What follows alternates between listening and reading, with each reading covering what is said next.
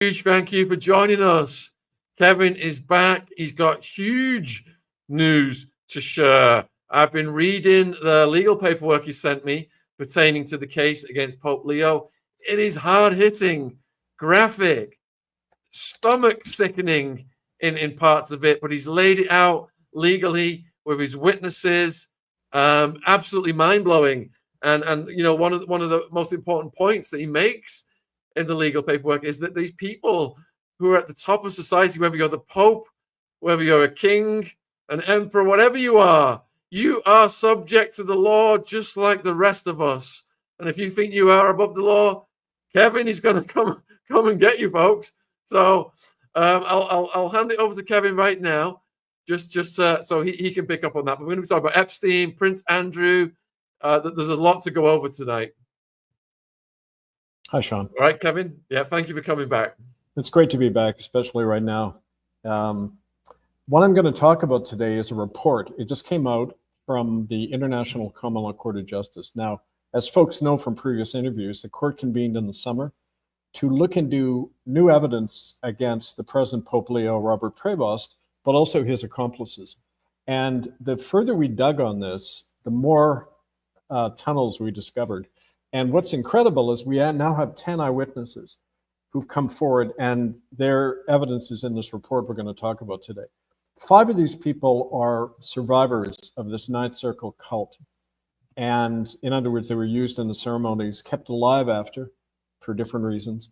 And the other 5 are actual insiders. There's a former member of the Ninth Circle. There's a Vatican employee, an informant in the Italian government, an Interpol investigator, and a research scientist with Pfizer Pharmaceuticals. Now, the reason those are all interrelated is we've discovered that this Ninth Circle isn't just some arcane satanic cult. It was very integrated for many years with the military, with a lot of the mind control experiments to find the limits of human intelligence in order to control it.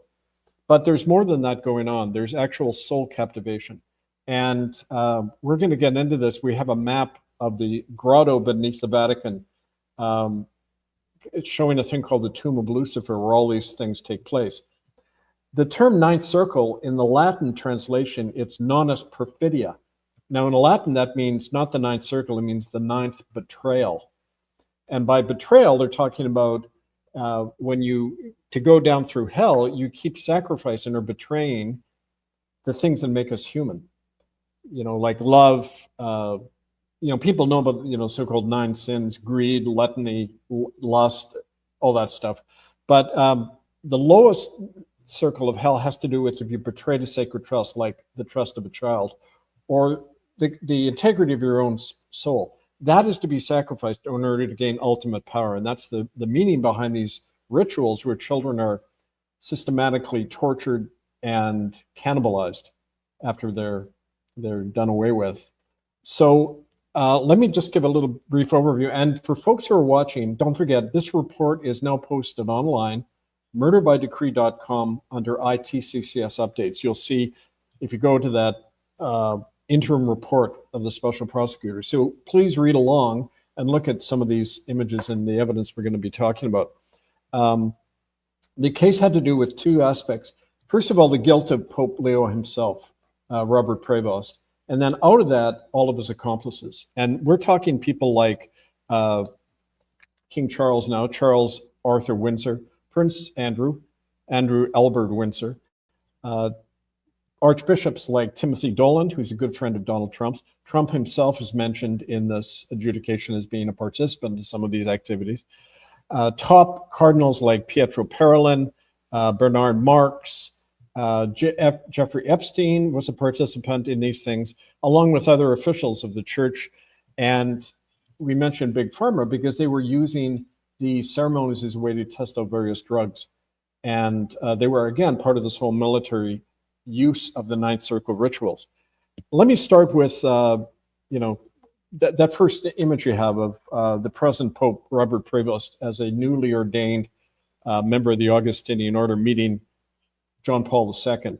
This is in 1983, the picture right after the Prevost's ordination. Now, according to the first eyewitness, we call him Witness A. While still a novice in the Augustinian order, Robert Prevost, that's him on the left, the present Pope Leo XIV, was observed by Witness A participating in an induction ceremony of the Ninth Circle on October 17, 1978, in a grotto chamber beneath the Vatican. The ceremony was presided over by Karol Wojtyła, that's Pope Paul II right there in the picture, who he had just recently been elected the Pope. Now, Witness A states that she saw Wojtyła kill a pregnant teenage girl at the ceremony, cut open her womb to remove the belly, which was then eaten by the cult participants, including Robert Prevost. Then Prevost spread the baby's blood on the Witness A and beat and sexually violated it. She positively identified Prevost from a photo of him taken during the same period, this photo here. Now, that's a standard ritual of the Ninth Circle, but what was significant about that was that Prevost was vetted at a young age, and once you participate in these Ninth Circle cults, your name goes on a red list. You can then be elected as senior cardinal or pope one day, which he was. And others who don't participate or refuse, they go on a blacklist and they stay in the lower hierarchy. They're never allowed to go to the top. So in other words, the entire institution and all of its corporate and political connections, they're all part of this Ninth Circle cult. And it embraces not just church people, but corporate directors, top military leaders, government officials. And one of the ways that they keep governments in line, of course, is through the what's called the financial concordat, where Vatican money is used to bribe governments and chiefs and heads of state all over the world. Now, if you go to the next picture, there was a woman, a young girl called Emanuela Orlandi, who disappeared in Rome. And Witness A was present when she was brought into a cult ceremony. She says there's a picture of Emanuela as a little girl with this same Pope, John Paul II, Karol Wojtyła. And the Witness A says that she saw Prevost at a second ritual murder and cannibalizing on June 22nd, 1983, which is the very day that Emanuela Orlandi vanished. Emanuela and the witness were both forced to watch as a naked Italian man was cut to pieces in front of them, losing his fingers, ears, nose, tongue, and penis. So it has to do with this mass, and in fact they're conducting, in which they're inducting these women to what's called brides of Satan, who are then used. Often they're either set up as breeders to create, to get pregnant, and then the newborn is offered, or they, like Emanuela, was sent out brainwashed to entrap other people into the cult, to sexually entrap politicians or sometimes kill them. They're programmed assassins as well as part of this. Now, all at the same time, the military is in there, and drug companies and others trying out techniques and utilizing these people themselves. Also, she mentioned that all these rituals are filmed, and they sell for a lot of money, the snuff films, through Catholic Church circles and others. So it's very lucrative as well. Okay, so that's like one example. Now, here's another one, Witness B. She was like Witness A from Germany. She was taken at age 7 to Essen, Germany, in Brussels by an Opus Dei priest called Brother Lohas. She was tortured, violated, and conditioned to participate in the killing and cannibalizing of newborns. From there, she was routinely trafficked to England, including to a militarized basement compound beneath Buckingham Palace. There she observed rows of children in cages, including those with wires protruding from their shaved heads, being monitored by men in lab coats. And this is her quote. This is a different woman now, different Witness B. I was taken to a castle in the mountains. I think it was in Scotland. I was taken to a hall, and my arms and legs were spread out on a table by 2 men in black. One of them said, "You're a butterfly now, you're going to be changed." Now, there's a footnote about that reference to a butterfly. And it was basically an MK Ultra term. Kathy O'Brien in her book talks about this. The reference to "now you are a butterfly" is a method of neuro-linguistic programming used in MK Ultra mind control programs, which was called the Monarch Butterfly Project in its early stages. The conditioning convinces the subject that he or she has been erased and transformed into a new creature, as when a caterpillar becomes a pupa and then a butterfly. Or to quote Kathy O'Brien in her book, Transformation of America, from a worm to a lovely flying creature. The use of this language during the cult rituals is another indication of its ties to the mind reconstruction agenda of MKUltra and its military, corporate, and political controllers. So what we're uncovering here is the fact that a lot of the techniques now being used against all of us, electronically and through other means, first chemically, but then now electronically, they are perfected in these ninth circle experiments and ceremonies under the guise or the concealment of it being a satanic ritual. This is not unusual. Often we know from people who survived military experiments that they're given post-hypnotic suggestions saying you were part of a satanic cult to conceal the fact that no, it was government and military programs, training these people. So, that's kind of self-evident after you look at all this. Now, moving along, we've got as well,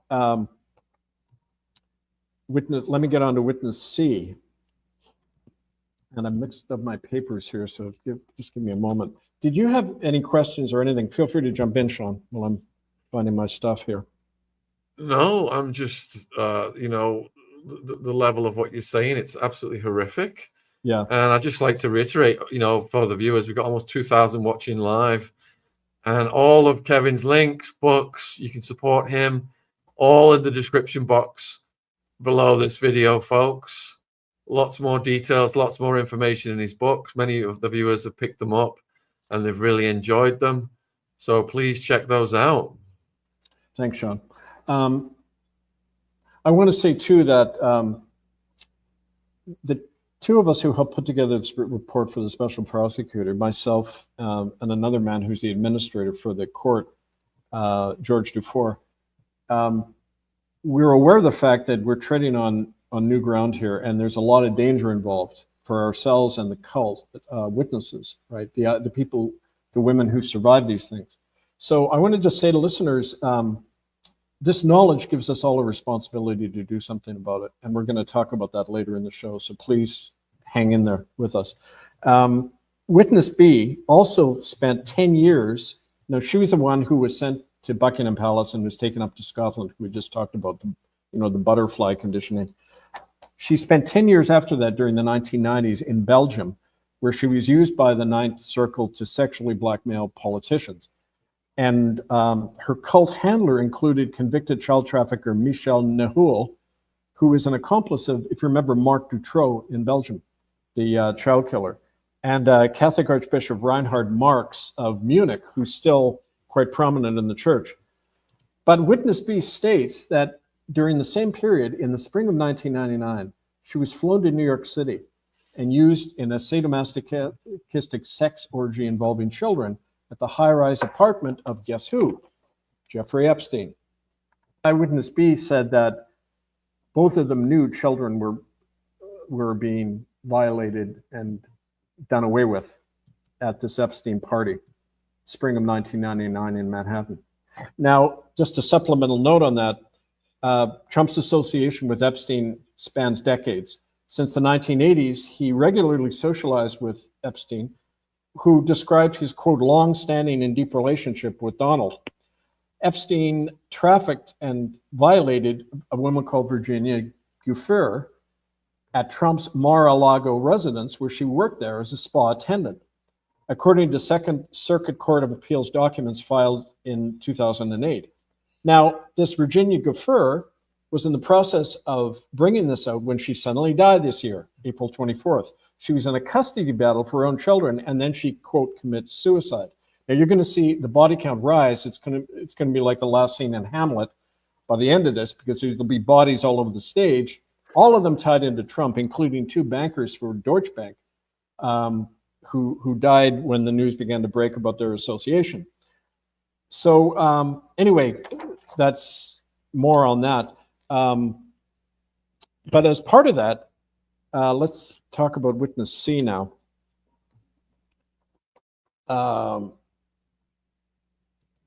Okay. Prince Andrew a documented participant in the cult's child killing activities, as we mentioned before, witness B, taken to up to Scotland, you know, the butterfly thing they did, and where both Prince Andrew and Charles were present. Now, Prince Andrew is a documented not only participant, but a friend of Jeffrey Epstein's, as we know. Andrew met Trump on many occasions, according to the sources. Trump contradicted himself when asked by reporters about his relationship with Andrew. He said at first he had never met the prince, and then he said he's a fun guy to be with. You know, another one of his gaffes. But that whole aspect of it isn't just about Trump. It's the fact that heads of state all over the world are tied into these Ninth Circle activities. So we're not just talking the church officialdom, but state and big money as well. Now, witness C, this is not a victim, but an insider in the Ninth Circle. So don't forget, in order to function, they have a whole support network around them. They have Vatican officials who set up safe houses, who buy off police, who provide the children, get rid of the remains, all that. This witness C was a former member of that support group around the Ninth Circle. He was present at the same ceremony in June 1983 where Emanuela Orlandi and the first witness were witnessed the killing of that Italian man. He confirms their accounts that this man was tortured to death, included by the present Pope, Robert Prevost, and John Paul II. And he claims that there was another sacrificial victim at the same ceremony, a homeless man delivered to the cult by the Italian Carabinieri police. Witness C, the cult administrator, also adds the following. The June 1983 event occurred in the Vatican necropolis, which is directly beneath the obelisk in St. Peter's Square, the so-called Tomb of Lucifer. Now, do you have that map, the schematic map? There was two of them showing the grotto beneath the Vatican. And it's interesting, that's where I, without knowing, I conducted that exorcism in 2009, directly above this thing. And, you know, the hurricane hit the next day, tornado hits Rome the next day, because we're at that energy point. And if you look on the map here, you, kind of halfway down on the left, that's what's called the Tomb of Lucifer. And I think if you go down a bit more, you'll see a colored image of it. On the next map down. Oh, there was another one, I think. And anyway, this Tomb U is pre-Constantinian. In other words, it's before the Church of Rome was ever created. It's from Roman times. And in effect, and the scuttlebutt, according to the witnesses and others around the Vatican, is this is a entry point into an interdimensional portal, in effect. It is the way into hell. And that's one of the sources of its power. The witness C says, like all the rituals since 1962, all of the Ninth Circle ceremonies are held right there. The entire event is filmed and stored in the cult's secret archives within the sub-basement storage vaults of the Vatican Library. And of course, as I mentioned, they're used in snuff films. But they're also used to record everyone present so they can be controlled. Anyone who shows up can then be blackmailed and that way ensure their loyalty. And so that, in terms of where we're talking about, we're talking right beneath the Vatican in St. Peter's Square. Okay. Now, with the same witness who is the working with the support group around the Ninth Circle, he states that two future Vatican prelates were also present at this 1983 ritual at the cult. The guy who's presently the Vatican Secretary of State, Pietro Parolin, who was then a law student at the Pontifical Academy in Rome, and a future archbishop and close associate of Donald Trump, Timothy Dolan. Now, Dolan is a New York archbishop, and he was the one who Trump was pushing to become pope, because they're good friends. They're both participants in these rituals. Timothy Dolan was present at this cult ritual, according to Witness C. And he was, again, a young priest and actually a secretary at the Vatican, quote, embassy in Washington, D.C. So here's the thing. These guys are connected at a high level diplomatically. That's is that Dolan? Yeah. Or Mark? Okay. They get these guys into high diplomatic positions so that they can influence governments directly. It's all strategically. They place their ninth circle flunkies in very strategic positions of power. And yeah. Now, Witness D is our police source. He's actually still within Interpol, and he confirms that the Belgian and Italian governments contain closed files that's got lots of evidence about the activities in the Ninth Circle going back to at least the 1930s. Now, he also provided evidence that there was a log. I think I referred to this last time. There's an actual log in Latin contained within the Vatican Library that the prosecutor has obtained a copy of, and it lists all of the Ninth Circle rituals going back to December 1869, including the list of all the participants. And one of the other reasons we know that the present Pope took part in these things. In effect, every Pope does take part, but you can't become the head guy unless you have. And he also confirms that Italian governments and courts routinely protect the Church of Rome from criminal investigations and stop police from entering the Vatican to protect these guys. And he says that the Belgian police tried on 4 occasions between 1998 and 2017 to arrest cult participants, but they were stopped by the Belgian royal family, the Vatican cardinals, and the military. And the fifth witness is a source in the Italian government. He confirms that there are secret diplomatic and financial agreements between the Vatican and the world's major powers. And this is to protect the cult activities in whatever country they're operating. Now, this is demonstrated all the time where the church gets government protection.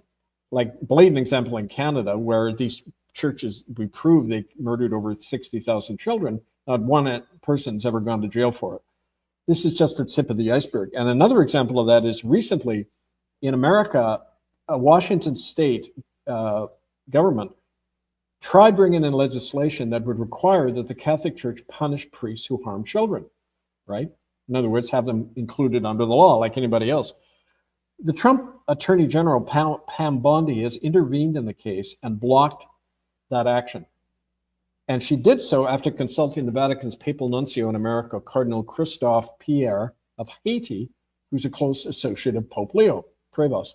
So in other words, remember how Trump blocked the exposure of the Epstein file, the evidence on that? Of course he did, because it's implicating him on all of Epstein's, or at least some of Epstein's connections to the Ninth Circle. And they're bankers, which we're going to get to. Okay. Before the bankers, let me just double check this. Yes. Fifth witness, witness F. He's a research scientist with Pfizer Pharmaceuticals, and he's advisor to the Vatican Bank and the Pontifical Academy of Sciences. According to him, the Vatican Bank is a heavy investor in big pharma, which we knew already. Novartis, Pfizer, Eli Lilly, GSK. But the Vatican Bank has also funded the development of drug-based bioweaponry and nanoparticle implants, which is connected, of course, as we know, to the COVID serum. These implants were created with Vatican-funded researchers in league with the Chinese in their facility at Wuhan. The whole Vatican funding of that thing has been kept in the shadows. But this witness F, one of the Vatican bankers, is confirming that. He states that the Church of Rome routinely provides children to these pharma corporations and the research labs for involuntary drug testing. We knew that already from Canada, but he's confirming that. Some of these children being used as drug guinea pigs are obtained through the cult and its extensive child trafficking network all through the Catholic Church, including with Drangheta, the European mafia. According to this witness, none of these children who used in the experiments are ever allowed to survive. And he states that the top executives of these pharma companies are aware of that fact, including how political prisoners in China are used in the drug testing. And to quote him, during 2020 and 2021, I personally briefed Albert Bourla, the CEO of Pfizer. I think I sent you his picture. I personally briefed Albert Bourla about our methods of perfecting the COVID serum variants, including the use of children in drug testing. Albert Bourla approved of it, as he did the use of political detainees in Chinese prisons for drug tests, even when most of them died as a result of the testing. He told me, quote, "whatever is most efficacious," unquote. And there he is.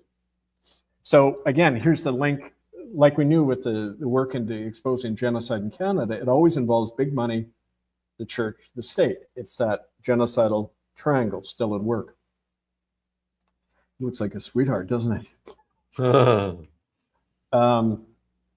So as part of the close link between the Vatican, Big Pharma, and organized crime, the church is very connected to the illegal drug trade and profits from it immensely.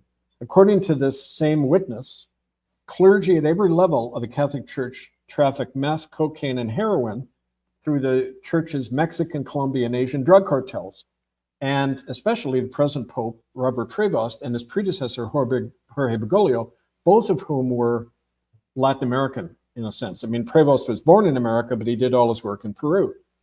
And this witness described a meeting he attended in Rome on March 8th, 2024, called by Cardinal Pietro Parolin, Vatican Secretary of State, acting on behalf of Pope Francis, Jorge Bergoglio. The purpose of the meeting was to expand the Vatican Bank's drug investments in the Western Hemisphere under the camouflage of dummy offshore corporations, including those run by Latin American drug cartels with financing through Deutsche Bank and HSBC. Quote, "This was not unusual. I've attended many such meetings, although usually with less senior prelates. The point is that the church is one of the main actors in the world drug trade and its affiliates, the arms trade and the human slave trade. It's too lucrative for the church not to be involved," unquote. And he describes the close association, why the present Pope was put in effect, was to carry on Bergoglio's Latin American connection because of the whole Chinese factor, because in effect, Prevost helped grease the entry of China into South America to grab a lot of their minerals, as Bergoglio did in North America, as we've talked about, with his deals in getting China into the Canadian resources. And to quote this witness F, "Prevost is often referred to as the second Latin American Pope, and for good reason. He's been connected to Peruvian, Colombian drug lords for many years, and he was a regular guest of Pablo Escobar at his parties. Like Bergoglio, Prevost became the prior general of his Augustinian order because of his ties with military and criminal leaders, and also because he greased China's entry into South America through the ports in his diocese of Chiclayo in northwest Peru and in neighboring Lima. Just follow the money and it always leads to Rome." Now, we've included a link to an NBC News article showing how China has just opened a $1.6 billion port in Peru. And it shows the Peruvian president shaking hands with, what's the Chinese premier's name? Xing Pi or whatever, Xing Li or something. They're, buddy, shaking hands. Huge port, the biggest port on the west coast of South America, just opened. So China can funnel a lot of the minerals in that and extend its Road and Belt Initiative thanks to Vatican money and the present Pope. Now, this guy is quite the eyewitness because he's provided voluminous evidence, correspondence, minutes of meetings, research data, and agreements between the Vatican, China, Big Pharma, and all the various governments, including the US. And that's all in the docket of evidence that on September 1st, they're going to start exposing as part of the prosecutor's case. Now, onto the bankers. This is where it gets even really more interesting. Witness G, he's the sixth witness. He's an employee of the Vatican Bank. And he was a liaison with the Deutsche Bank, which is one of the chief partners of the Vatican Bank. He has personal knowledge of the murder of two Deutsche Bank officers, Thomas Bowers and Valentin Brockschmidt. And they were killed by the Vatican's covert agency, Santa Alianza, or the Holy Alliance is their name. And I think I've got a picture of a bunch of these guys that I gave you, if we could put that up. This witness said that these two officers of the Deutsche Bank were killed by the Vatican Santa Alianza agency under the direct orders of Jorge Bergoglio, Pope Francis, because both Bowers and Brockschmidt were tied to controversial loans to Donald Trump from Deutsche Bank and its secret Russian and Vatican investors. Now, one of these bankers, this first, when pictures come up, I'll explain who everybody is. So I've got 2 emails with pictures. I've got 4 pictures in one email and another picture in the email you sent when I was live. Is there another email I've missed? No, put up the 4 images. That's fine. We can use those. So the images are the Pope, the one we've already used at the beginning, the map, and then we've got the survivor image. It's these images right here. I don't know if you got those. You can see those in what I sent you. Let's see. Yeah, I don't have that one. Okay, maybe I'll just zoom in a bit here. Okay. This guy on the left is the head of Santa Alianza, Domenico Gianni. He puts the hit out on people. The 2 Vatican bankers are in the middle, Valentin Brookschmidt and Thomas Bowers, and there's Donny Boy on the end.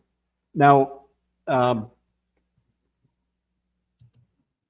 Brookschmidt, one of the bankers, had provided FBI investigators with hundreds of documents about the connections between Deutsche Bank, the Vatican Bank, and Donald Trump. He was working with the FBI, but then he was found dead in April 2022.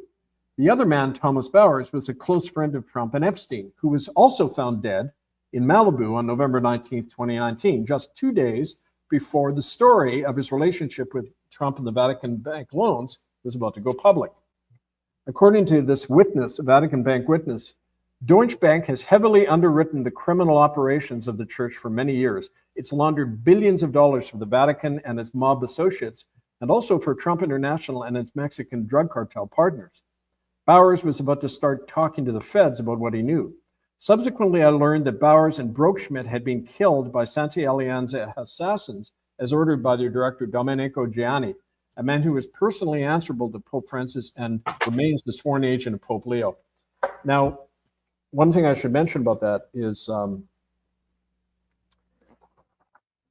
the end there, when we're talking about Trump and the connection to the bankers, the whole thing about Trump International laundering money for the Mexican drug cartels, that's the human connection. And the whole thing about the so-called deportations in America, they're not being deported, they're being trafficked, a lot of these people, into the American private prison industry, which is huge. Pam Bondi, as Attorney General, is a former lobbyist for the private prisons, and they're making billions every year. I've spoken to people in Texas who their friends have been put in jail for 10 years for failure to appear in court.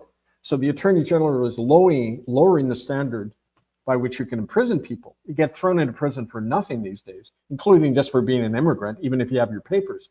So the private prisons can make their money. The amazing thing, Shaun, is that we've hit kind of a critical mass and more people are coming forward, most importantly, insiders. And the thing I wanted to close on, and then we can talk, is we got these people to approach various governments in Europe. And if you remember, the reason that Ratzinger stepped down was we had the Spanish government on board, and the Spanish government had contacted Ratzinger saying he could face arrest. We now have 2 other governments who are willing to provide security. So we've learned that Santa Alianza, that the Vatican Assassination Bureau that I mentioned, and Domenico Gianni, the head of it, who killed the bankers, they're tracking us. They're already beginning to did what they tried to do in 2012, 2013, and shut down the court and get rid of witnesses and us. And we have now better security in place. We have guarantees that they're providing security forces that we're going to deputize. And in fact, they will take down Santa Alianza if they try anything against our court. And they've been notified about that. Hopefully that'll provide more protection for more of this to come out, more people to come forward, right? All right, so just to corroborate a bit of that then. So I've written a book called Pablo Escobar's Story. It's the longest book ever written about Escobar in the English-speaking world. And when I was researching it, there was so much money coming in from the cartels to the Catholic Church that the priests started to change the saints they were devoting the masses to the patron saint of the dealers. And the priests who did that, so much money came into those masses that the other priests saw what was going on, and they started to devote their masses to the patron saints of the dealers. And they would give the dealers little cards of the saints that they said would protect them.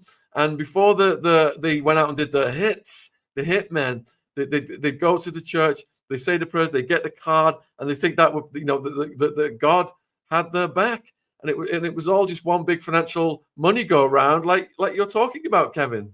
It's always been that way, Shaun. That's exactly what they did in the Middle Ages. Before they would bombard a village of indigenous people, the priest would bless everyone. They gave everyone the chance to convert. And if you didn't, you get bombarded and destroyed. And they had the patron saint of the ship kind of blessing it all, right? I mean, it's the same murderous activity behind the veil of religion. And that's the point, like we said, with these cult centers, like that tomb U beneath the Vatican. It's Roman. It goes back thousands of years. And what's, you know, when they say it's a direct road to hell, I believe that. I think it's some kind of interdimensional portal by which, you see, like one of these scientists mentioned when we were doing the call, the Pfizer pharma guys said, the whole point of the research was to find out, is there a biological basis for the soul? Because if the soul can have a biological or chemical expression, then it can be controlled. And that's the whole point, that they want to control and extinguish the soul of the human race and individuals.